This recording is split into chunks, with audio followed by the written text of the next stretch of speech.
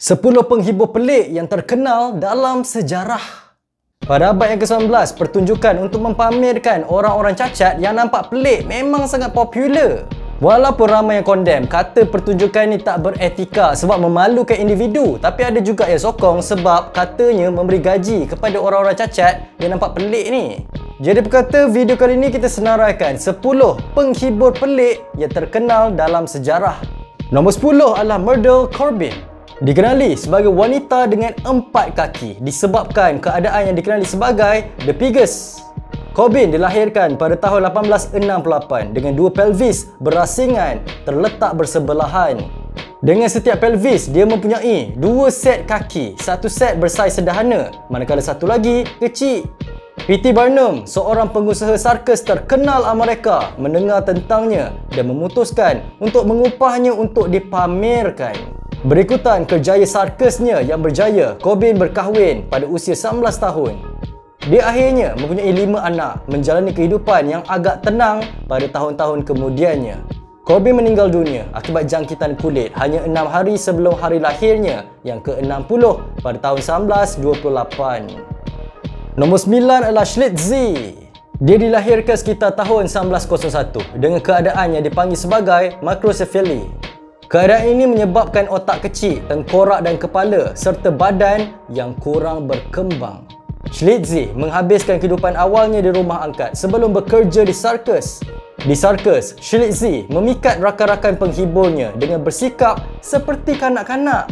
Dengan keupayaan mental kanak-kanak berusia 3 tahun atau 4 tahun, dia hanya bercakap dengan ayat dan frasa yang pendek. Pada tahun 1932, Schlitzie mendapat tawaran yang besar apabila dia dilakonkan dalam filem Freaks yang secara ringkas menjadikannya star. Walau bagaimanapun, kemasyhuran sekejap tak dapat menyelamatkan Schlitzie daripada dunia kehidupan sarkas yang keras. Walaupun seorang jurulatih chimpanzee bernama George Surtees mengambil Schlitzie di bawah sayapnya dan menjaganya seperti anak lelaki, Surtees tak lama kemudian meninggal dunia. Anak perempuannya memutuskan untuk hantar Schlitzie ke institusi mental di Los Angeles. Yang ke-8 adalah Joseph Merricks. The Elephant Man dilahirkan di England pada tahun 1862 dengan kecacatan fizikal yang teruk disebabkan oleh keadaan yang jarang berlaku. Kini dianggap sebagai sindrom Proteus. Penampilan Merrick membawa kepada kehidupan eksploitasi dalam pertunjukan aneh di mana dia dipamerkan kepada orang ramai. Akhirnya, dia mendapat perlindungan di Hospital London di bawah jagaan Dr. Frederick yang memberikannya kehidupan yang stabil dan lebih bermaruah. Walaupun keadaannya yang mencabar, Merrick merupakan seorang yang bijak, lemah lembut dan pandai membaca, suka berpuisi dan membuat model. Kisahnya mendapat perhatian meluas, menonjolkan kedua-dua kekejaman yang ditanggungnya dan belas kasihan yang diterima kemudian. Joseph Merrick meninggal dunia pada usia 27 tahun. Nombor 7 adalah Jojo, the Dog-Faced Boy. Nama sebenarnya Fedor Jevtichu, dilahirkan pada 1868. Jojo the Dog-Faced Boy ialah seorang penghibur pertunjukan aneh terkenal dari Rusia, dibawa ke Amerika Syarikat pada usia 16 tahun oleh P.T. Barnum. Jevtichu dilahirkan dengan hypertrichosis keturunan, dikenali sebagai werewolf syndrome yang menyebabkan jumlah pertumbuhan rambut yang berlebihan di seluruh badan. Semasa mengiklankan Jevtichu sebagai budak berwajah anjing, P.T. Barnum mendakwa Jevtichu dan bapanya yang mempunyai keadaan yang sama telah ditangkap oleh seorang pemburu ketika tinggal di dalam gua di dalam hutan. Jevtichu ni sangat pintar dan pandai bercakap, tapi dia dipaksa menyalak seperti anjing di atas pentas. Nombor 6 adalah Chang and Eng Bunker. Kembar Siam yang original. Pada tahun 1829, seorang saudagar Scotland bernama Robert Hunter melihat sesuatu yang luar biasa di dalam air semasa melawat kerajaan Siam. 2 kanak-kanak lelaki bercantum sedang berenang bersama.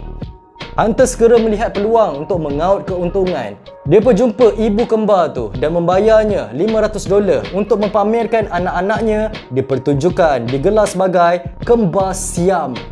Kembar Siam ni buat show dengan buat backflip dan bermain badminton untuk penonton yang hadir. Walaupun mereka adalah penghibur yang sangat popular, tapi mereka dilayan seperti barang dan bukannya orang. Disebabkan bosan dengan eksploitasi, adik-beradik ni menamatkan kontrak mereka dengan Hunter sebaik saja mereka berumur 21 tahun. Selama bertahun-tahun selepas tu, mereka menjalankan pertunjukan sendiri di mana mereka dapat memperoleh wang sendiri dan membuat persembahan mengikut syarat sendiri. Nombor 5 adalah Fannie Mills, dikenali sebagai Ohio Bigfoot Girl. Sebagai seorang gadis, kaki Mills mula membesar dan besar.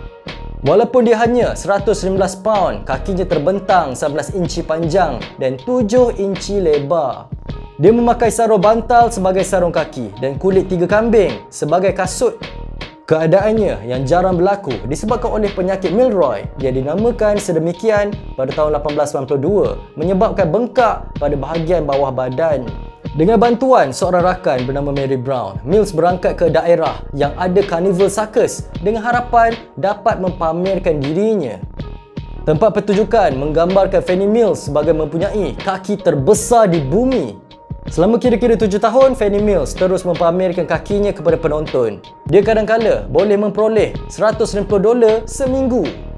Tetapi kesihatannya terjejas selepas keguguran pada tahun 1887 dan Mills bersara daripada kehidupan pertunjukan aneh pada tahun 1892. Yang keempat adalah Ella Harper.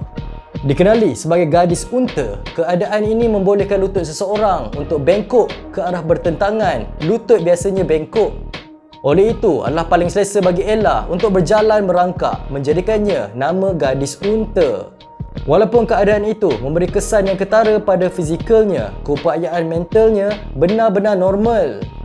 Apabila dia keluar dari sirkus, niatnya adalah untuk pergi ke sekolah.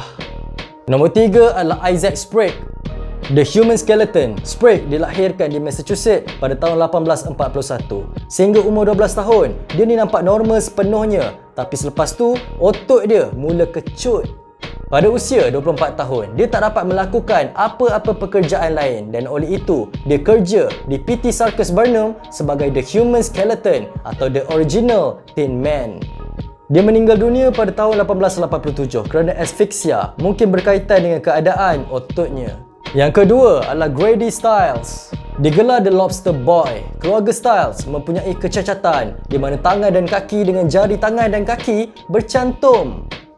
Dia dilahirkan pada tahun 1932.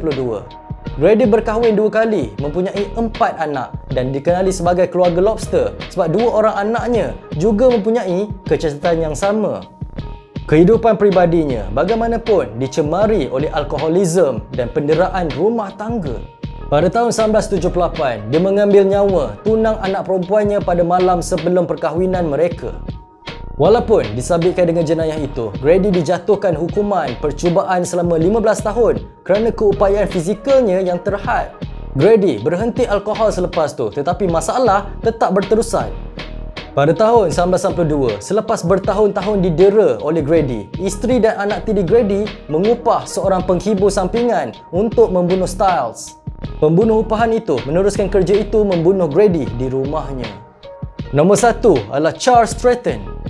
Dilahirkan pada tahun 1838, Charles Stratton adalah bayi baru lahir yang agak besar dengan berat 9 paun. Kemudian pada usia 6 bulan, dia berhenti membesar.